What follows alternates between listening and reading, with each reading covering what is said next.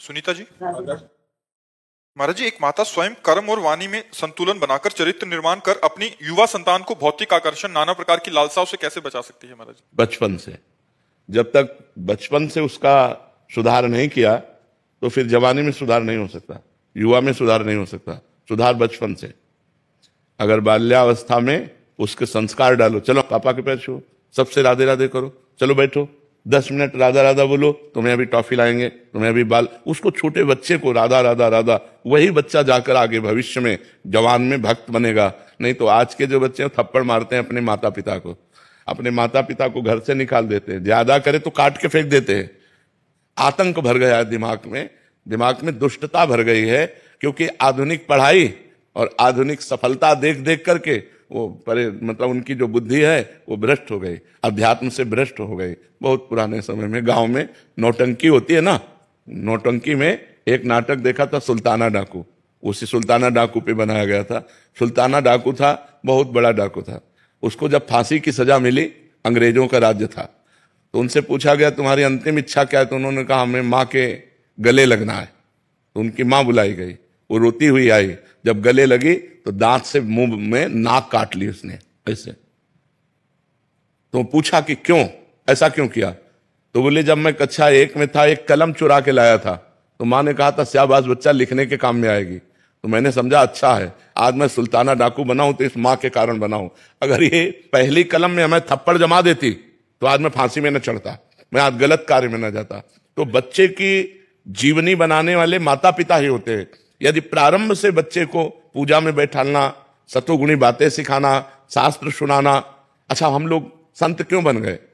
घर में भागवत होती, घर में रामायण होती, घर में संत जन आते, घर में जब देखो तो भगवत चर्चा हो रही, भोग लगा के भोजन पाना, एकदम भागवत। मोहल्ले में कहीं प्याज लहसुन नहीं आता, ऐसा पवित्र ब्राह्मणों का कुल, तो उससे संस्कार बने, अल्लाह भगवान के मार्ग में हम आ गए। तो अगर संस्कार सही ना हो तो फिर जवानी में संभालना कठिन होता। जवानी में तो उन्माद अवस्था होती, फिर नहीं संभाला जा सकता। बाल्यावस्था से बच्चे को संभाला जाए तो वो महान बन जाएगा। और संभालना तो गर्भ अवस्था से ही होता है। जब बच्चा गर्भ में हो, ब्रह्मचर्य से रहे, खान पान सही रखे और भगवान की चर्चा सुने तो संस्कार उस पर पड़ते हैं। जब कयाधु प्रहलाद जी की मां गर्भवती थी, प्रहलाद जी गर्भ में थे, तो देवराज इंद्र बंदी बनाकर ले जा रहे थे। तो देवर्षि नारद जी रास्ते में मिले, उन्होंने कहा इनको कहां ले जा रहे हो? बोले हिरण्यकश्यप का वीर्य है, ये दैत्य है, महान भयानक होगा, ये जब पैदा होगा तो इसे मार देंगे। तो उनका नहीं, गर्भ हत्या या बालक शिशु की हत्या ये ठीक नहीं, छोड़ो तुम इसे। तो नारद जी की आज्ञा से उन्होंने नारद जी अपने आश्रम ले गए, और गर्भस्थ शिशु अंदर जब थे तभी से भगवान की चर्चा, नवधा भक्ति का वर्णन, भगवान का नाम कीर्तन अपने आश्रम में। तो देवर्षि नारद जी के प्रभाव से प्रहलाद जी पैदा हुए। गर्भस्थ शिशु पर प्रभाव पड़ता है, जैसे चक्रव्यूह की रचना गर्भस्थ शिशु अभिमन्यु पर प्रभाव पड़ा। मां 7वें द्वार भेदन में सो गई, तो इसलिए वो 7वां भेदन करना नहीं जाने, नहीं 6 चक्रव्यूह को तोड़ना वो जान गए थे, गर्भ में ही जान गए थे। जब बालक गर्भ में हो तो ब्रह्मचर्य रहना चाहिए, खान पान शुद्ध रखना चाहिए, भागवतिक वातावरण रखना चाहिए, और जब बच्चा हो जाए तो जब तक जवान ना हो तब तक उसे अच्छे आचरणों की शिक्षा देनी चाहिए, पूजा में बैठाना चाहिए, तो एक सतोगुणी आदमी बनेगा। अब बचपन से माता पिता बालकें बुलावें, उधर भरे सोई जतन सिखावें। अच्छा, बच्चे देख रहे हैं हमारे माता पिता क्या आचरण कर रहे हैं। अब आप नशा कर रहे हो, आप गंदी बातें कर रहे हो, हंसी मजाक कर रहे हो, गाली दे रहे हो, तो वही संस्कार तुम्हारे बच्चों में पड़ रहे हैं। तो हम स्वयं सुधरें, माता पिता स्वयं सुधरें, ये सावधानी रखें कि बच्चों की दृष्टि में उनकी किसी भी तरह की हरकत ना आने पावे। और वार्ता में अब माता पिता लड़ रहे हैं, गाली दे रहे हैं, बच्चा छोटा सा देख रहा है, वही संस्कार उसके अंदर पड़ रहे हैं।